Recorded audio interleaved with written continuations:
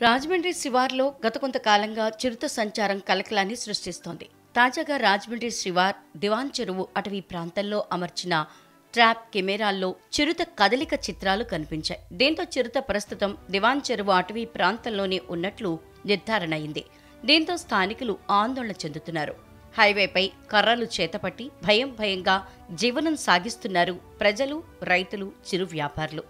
మరోవైపు చిరుతను ట్రాప్ బోన్లతో పట్టుకునేందుకు అటవీశాఖ అధికారులు ముమ్మర ప్రయత్నాలు చేస్తున్నారు. అయితే చిరుత వచ్చిన దారినే వెళ్లిపోయే అవకాశం ఉందంటున్నారు. చిరుతను ఖచ్చితంగా పట్టుకుంటామని ఫారెస్ట్ అధికారులు భరోసా ఇస్తున్నారు.